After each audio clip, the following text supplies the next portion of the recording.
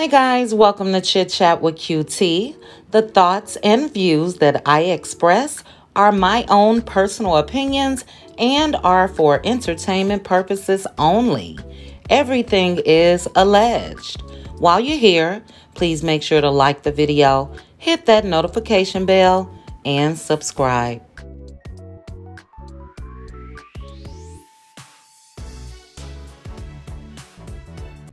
So let's get into the video, guys. This is my recap of Love and Marriage Huntsville, Season 5, Episode 10, Preaching to the Liar. And I want to start off by saying, for me, this episode felt like old Love and Marriage Huntsville. It felt like episodes from when this show first started. It was just a great episode for me. But they picked back up right where we ended off last week with the ladies at the peace party at Stormy's house. And they're still talking about Mel saying that she spoke to Destiny. So they did go back and show the flashback again of Mel walking in, saying hello to Destiny. Destiny turning her head, rolling her eyes. And yeah, she spoke. They also showed Miss Vanessa saying congratulations to Destiny, and Destiny just said thanks. Just cold, cut and dry thanks. In her old little funky attitude that we know she always has. And then Stormy asked Destiny, well, since you now know that she spoke, does that change the way you feel? And Stankadank Destiny said, nope.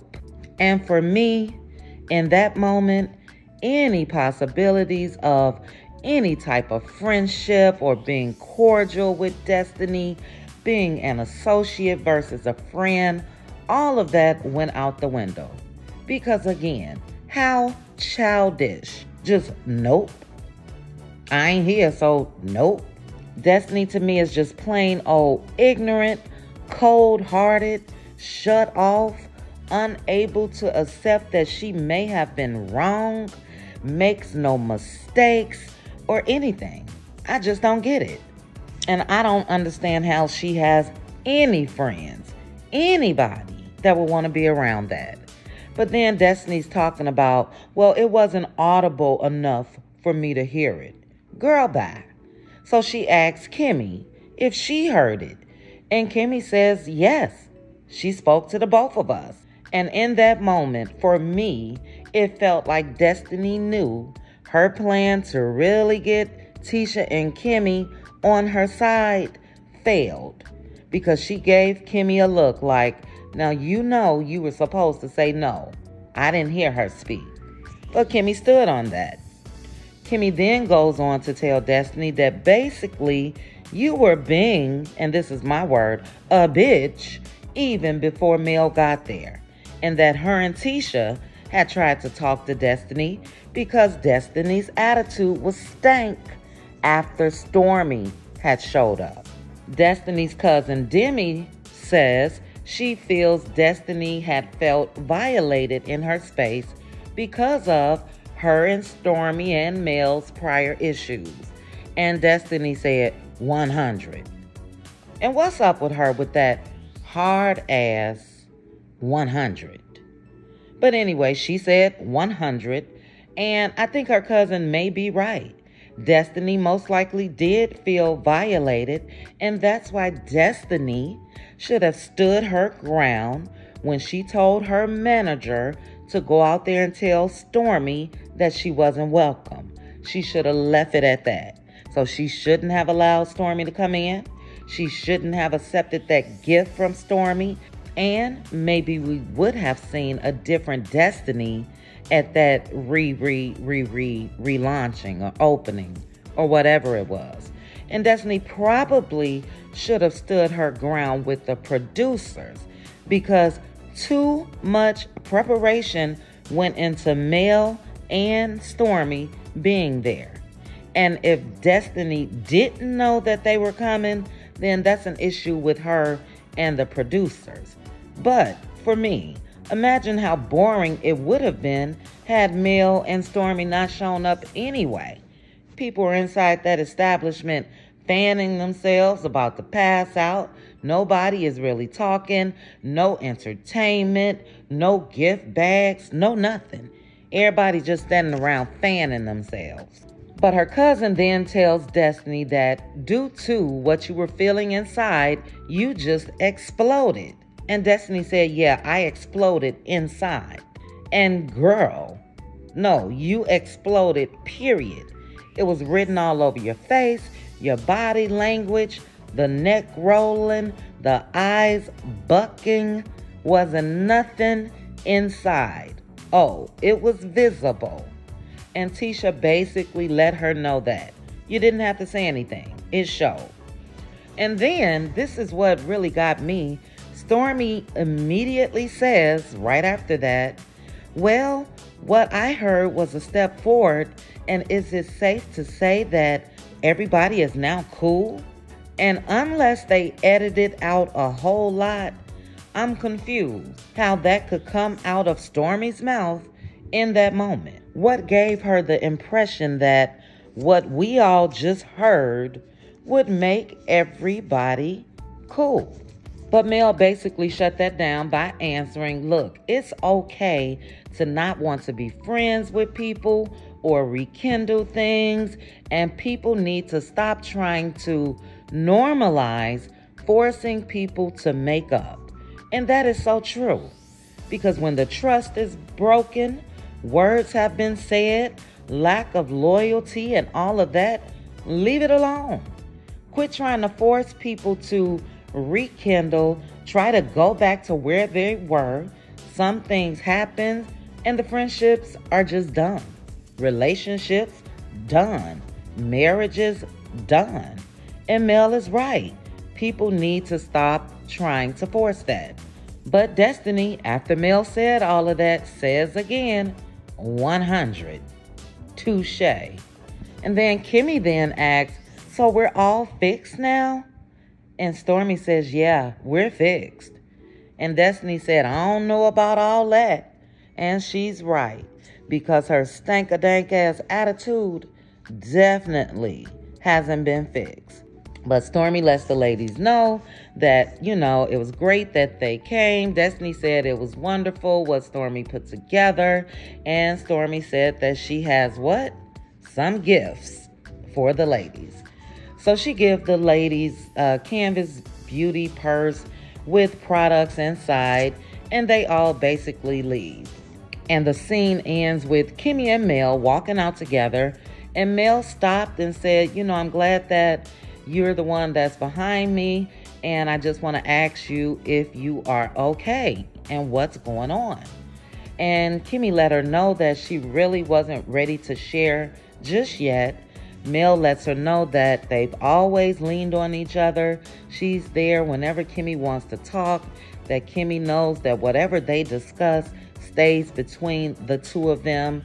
And when she's ready, Mel is there. And Kimmy, even in her confessional, said that she appreciated that of Mel offering that, and that she loves Mel, and she really just wants to get the official results before she shares the details with anyone. And the next scene, we get to see Marsau planning an indoor date night for Tisha. And it was a cute little setup, but Tisha walks in and she asks, well, what is this for? And he said he wants to be a better dude for her, that she's deserving of him being a better guy. Tisha asks him, well, was it the couple's retreat that's the cause of all of this? And Marsau said that even though he doesn't feel like anything is wrong, obviously Tisha does, and he wants to acknowledge that. And I felt like, and I feel like, a whole lot is missing. Where is the in-between? What has he done for him to want to be a better dude to Tisha? What have they not shared? And to me, something had to have gone down that the viewing public is not aware of, because that's a strong statement. I want to be a better dude. But anyway, we know that we'll never know because Marsau has refused to really share anything that's going on in their personal lives, thanks to the arrangement that he has with Carlos King. But he tells Tisha whatever that they've gone through, there's still love on the other side. And again, for me, what other side? How are you guys on one side and the love is on the other side? What have you gone through? It would be nice as a viewer to see that because you are on a show called Love and Marriage. And we don't know really what's going on in their marriage. But they talk about Dr. Francis. Marsau really doesn't like Dr. Francis. He feels like Dr. Francis is too hard, that he's biased, and how he shut Louis down was just wrong. He feels that everybody else is wrong and Dr. Francis is always right. So he basically told Tisha that he don't want to go back to Dr. Francis, and that if Tisha finds another therapist, he's willing to go to another therapist. But as far as Dr. Francis, that's a done deal for Marsau. And I think the reason why is Marsau knows that Dr. Francis can see through his BS. That's just my opinion, and he doesn't like that. Dr. Francis has basically told Tisha, look, you need to grow some balls. This man had to plan to go to Africa, and you're sitting here like everything is okay. And Marsau doesn't want anyone to put that bug in Tisha's ear, if you ask me. But Tisha agrees. Well, if all I have to do is find another therapist, I guess I'll do that. And that's the problem for me. Let that man face the fire with somebody that you know is going to hold him accountable. But whatever works for them, works for them. Tisha then goes on to tell Marsau about this period party that she has planned for their girls since their coming of age. Marsau joked about it like most dads. They don't want to hear that. He said, look, I'll handle MJ. You do your thing with that. And it sort of reminded me of my dad back in the day. He wanted no parts of it. But yeah, that is basically how that scene ended. Again, it reminded me of old Love and Marriage Huntsville, because guess who was not mentioned not one time in that scene? Mel. This is what we want to see. And the next scene was Kimmy and Maurice in the car on the way for her to have her biopsy done to see if the 2 lumps that she found are cancerous or not. Maurice asked Kimmy if she's nervous. At first she said a little bit, and then she said probably a lot of it. And you can see the worry all over Kimmy's face, and rightfully so. This is something that is very serious, and I'm sure that she was petrified.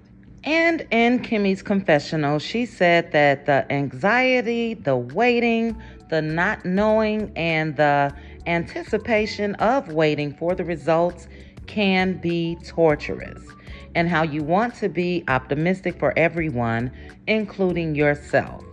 But she said you also have to look into the reality of where you are and where she is that this could possibly turn out to be cancer in both places, and that if so, that can be tough.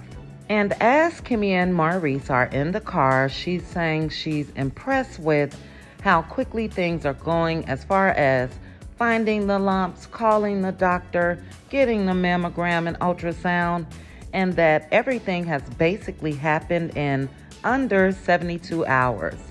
Maurice asks if he'll be able to go inside with her and how he should have been there for the last one that she had. Kimmy said she really just wanted it to be like a normal mammogram without him and her mom, because that would have made things depressing. Maurice then jokes that, well, if everything is normal, that means you can cook tonight. And Kimmy laughed, and it seems like she really needed that laugh in that moment. But in her confessional, she says that she knows God takes care of her how everything happens for a reason, and how she's accepting of that. She then asked Maurice to say a word of prayer with her, and Maurice prayed, and they went on in for the test. And next we have Mel showing up to Destiny's photo shoot. And for me, again, this reminded me of the old Love and Marriage Huntsville. In this moment, I didn't detect any phoniness at all. Everything seemed genuine. But Mel walks in and she hugs Destiny. Destiny asks her if she's given Big Bird in her yellow feathery dress. Mel looked like, yeah, you are. But she shared that she also had worn a yellow dress with feathers and she was given Big Bird too, and it's okay. Now again, in the moment, Destiny seemed very happy that Mel was there. And the producers asked in Destiny's confessional how she felt about Mel being there, and Destiny said, I don't know how to answer that. Girl, put your damn guards down and say it felt really good to be able to laugh and joke with my friend, even if she is my ex-friend. But in that moment, I was very happy that we both were able to just enjoy each other and have fun. But no. But we go back to Mel telling Destiny how she should pose, and Destiny tells Mel, well, just because your little booty has grown, you want to pop it out. Mel says her booty really hasn't grown, that it's the pants. But they joke around, and Destiny tries to get Mel to take a few pictures. Mel runs, and no, I'm not here to take pictures. It was just overall witnessing friendship. And I really enjoyed watching them both back in each other's space. For me, it just showed that they really were friends, because you don't have chemistry like that with a friend if it wasn't true. I've never seen this energy with Destiny and Tisha, which further proves to me that they have been faking it. They are trauma bonding and all of that. I've never seen Destiny and Tisha laughing, joking, running around, playing. None of that. But Mel goes back to directing Destiny in her posing. Destiny's poor feathers on that dress was just dropping right on off on the floor. And that shit was funny to me. But they tell the photographer that they're going to take a break, and they sit down to talk. So Destiny thanks Mel for showing up and stopping by. Mel says that she appreciates Destiny reaching out. Destiny tells Mel that she was nervous when they left Stormy's house because Mel can't really drive. And again, for me, only a real friend would know that. But Destiny said that she was glad that Mel made it home, and she's glad that Mel came out to support her for this photo shoot for her single on 10. Mel says, well, remember, I showed you the video that I recorded a while ago, and they show a clip of Mel singing to Destiny's song in her car. And Destiny said, yeah, but you didn't post it. And there goes Destiny to me, as far as her always wanting people to do something for her, to support her, but we've never seen her do it for anyone else. And that's where the energy shifted for me. Because Destiny, you know damn well what happened, and you still expected Mel to post the video. Mel said in her confessional that with what happened at Madani, that derailed that. That derailed her from posting that video. But how dope was it of Mel to do it anyway, in spite of where her and Destiny's friendship stood at that time? Because again, have we seen Destiny singing any of Mel's songs at home or in the car or anything like that? No. And the producers didn't even have a clip of that happening. So for me, that just shows that In spite of everything, Mel was willing to support. But Mel then tells Destiny why she didn't post it, how Destiny didn't speak. Destiny still says, I didn't hear ya. Mel says, that's fine, but since you didn't speak, that's why there was no, hey, I'm proud of you, I see what you're doing, none of that. And she said the reason why she didn't say that to Destiny, because Destiny didn't seem open to it. So Destiny asked Mel, well, what was your thought process when you felt like I didn't speak back? And Destiny, I think her thought process was, oh, okay, well, F her then. I'm here, I spoke, she didn't speak back, and I'm over it. That's just how I felt Mel was feeling. But Mel says to Destiny, well, I felt like you didn't want to be bothered, so I'm not going to bother you then. And then this is where Destiny got on my damn nerves again. In her confessional, she's saying, for me to not have seen you since chairs were thrown. Girl, Mel didn't throw the damn chairs. It was Stormy that threw the chairs at Galentine. And Mel even checked on you at Galentine. So stop expecting her to take the blame for Stormy's actions. And you were just as gutter, in my opinion, as Stormy. What does that have to do with Mel? But Destiny said that since that happened, that Mel showing up at Madani really let her know that she was not there to support her.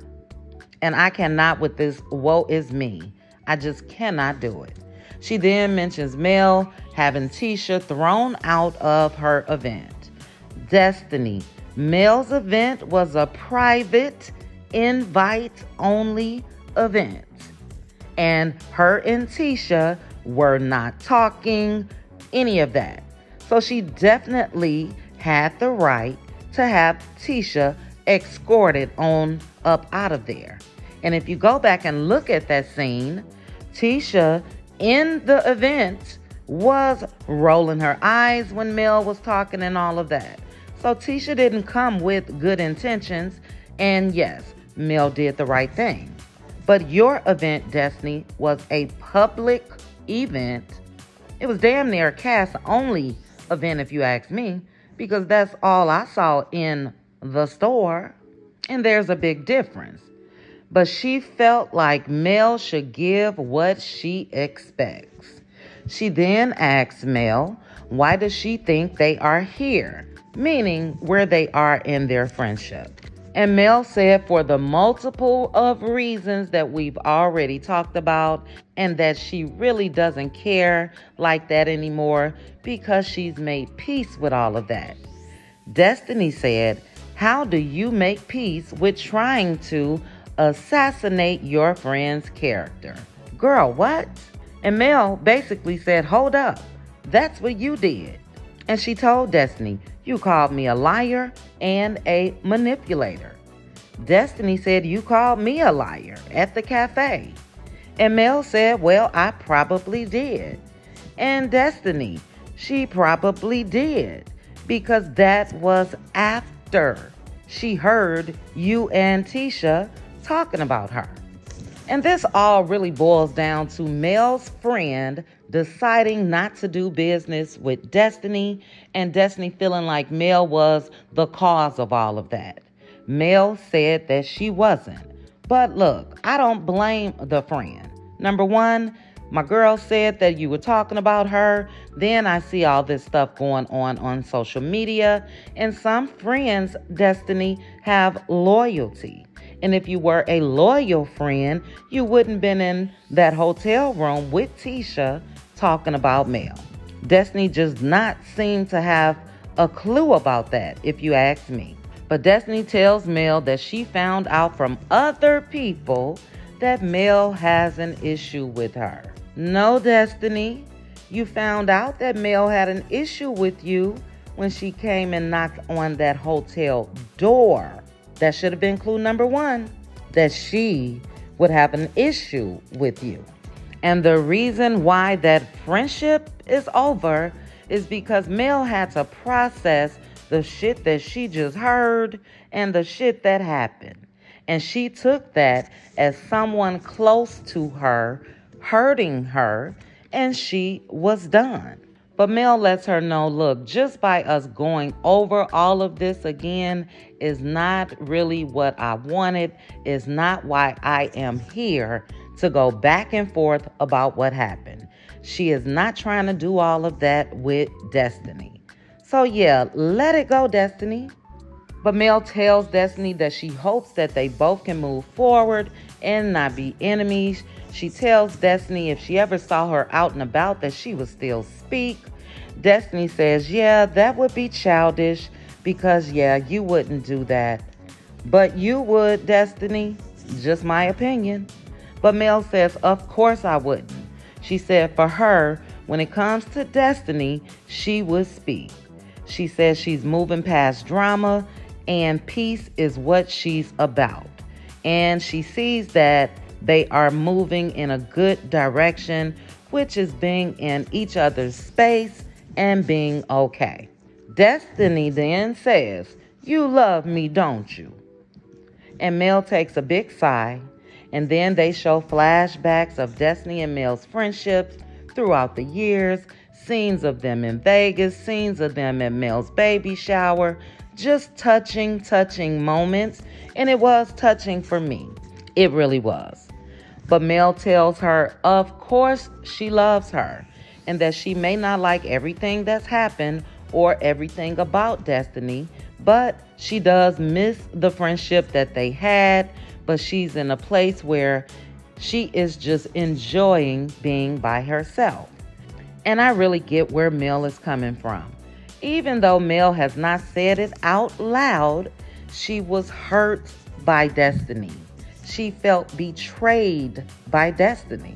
But Destiny then tells Mel that the whole fallout of the Mel and Destiny happened at a crazy time, that they both were going through their divorce at the time, and that they were each other's support system. And that she felt like she was going through a divorce with Mel due to the friendship was ending and that it was rough. She feels like that they both will have each other etched in their hearts because of them both going through traumatic divorces at the same time. She said that in spite of her relationship with Martell, that her and Mel rocked hard. And I think what Destiny fails to accept is that relationship with Martell, her running back telling him shit, is the nail in the coffin with Mel. And that's another reason why Mel had to end the friendship. Because how can Mel trust sharing anything with Destiny now? How could she possibly say, look, girl, I'm feeling this guy, or this guy is taking me out on a date, or I have this going on and I have that going on? How could she trust even saying what's going on in her day-to-day life with Destiny running back and sharing things with Martell? She can't trust Destiny. And that's basically it. But Destiny says in her confessional that it's sad that her and Mel would probably never be friends again, that they could have been Thelma and Louise, that they had loyalty and could have been each other's ride or dies. And yeah, Destiny, that ride or die thing, that's a wrap. That's not going to happen. And I just think that until Destiny truly realizes and takes accountability for things that she's done, I don't see anyone being a ride or die friend to Destiny. But it ends with her saying that, like they said at the peace party, they can be in the same room with each other and things can be cool. And she said that it's an unfortunate situation. And it is. You know, a part of me feel like Destiny is really kind of grieving the ending of that friendship. And she shows that with anger. She shows that with trying to act tough and the 100 and all of that. And, you know, she has a very, very hard exterior. It looks like there may be a little something as far as softness going on the inside. But I think when it comes to her and Mel's friendship, it's just too late. And now let's get to Tisha's event where she had the period party for preteen girls, teenage girls, explaining everything when it comes to them getting their menstrual cycle. And that was good to see. Again, this was a good episode to me because, again, people focused on what's going on with them. But they had all the kids there. They had other teenagers there, that some twins that came, and they spoke about them starting a foundation about the same thing. And I feel that it was very educational, and it was a good event. And then we had Kimmy and Maurice showing up to the event. So Maurice walks in. Tisha looks up. She sees him.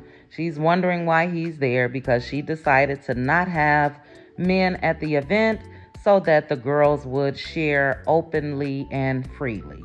But she gets up, she goes outside to talk to Maurice. And Tisha asks, well, what's going on? And Maurice said, bad news. I don't think Tisha really heard him. And Kimmy then tells Tisha that she has to tell her something and that she wanted to share this with Tisha and Marceau when they were together. But since he's not there, she wanted to tell Tisha what was going on and that she had some bad news. And she told Tisha that when her and Maurice was at home the previous week while watching a game, she found a lump in her breast. And Tisha got sad and she said no. And she started crying. She hugs Kimmy and it was really, really sad to watch. But Kimmy said it's okay, and she just didn't feel like this was something that she wanted to talk about on the phone and that she didn't want to miss this event. She then told Tisha about all of the tests and mammograms and biopsies, and she confirmed that it is cancer. And Tisha cried even more, and I must admit I cried too. But Kimmy tells Tisha that they found 2 lumps, and Kimmy then in her confessional said that on June 22nd, she received a call telling her that it was cancer, triple negative breast cancer, which is the most aggressive form of breast cancer. She stated that since she was able to find it early because it's in stage 2, that the prognosis is pretty good and that her journey has now officially begun. And we go back to them talking outside and Tisha letting her know that she will be there for her, whatever she needs, she's there. She says she knows Kimmy is strong, but she will be popping up because she knows that Kimmy most likely will not be calling. But she let her know that they're going to get through this and she's fighting this with her, and that Kimmy is at the peak of her game and cancer can't stop her. Kimmy then gives Tisha a special pouch to give to her daughter, and she started crying and got choked up. And I think in that moment, Kimmy wanted Tisha's daughter to have something special from her. Basically, to me, it felt like that she wanted her to remember her by. You know, it felt like she was saying, if I'm not here, she'll have this. But she gave Tisha the pouch. She had put some little pads in there and they cried some more. Tisha then says that we got this, no more tears.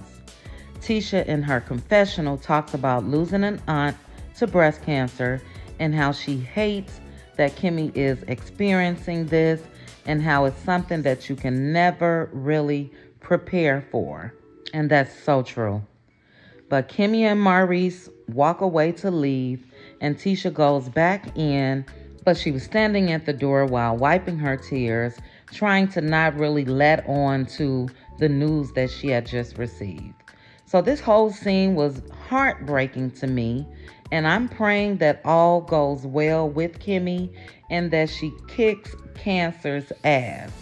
I know some people may have their own personal opinions of Kimmy when it comes to this show, but I feel in this moment We must be able to separate the two and have compassion when it comes to her battling cancer. I wouldn't wish that on my worst enemy. I'm sure we all have family members that may have experienced some form of cancer.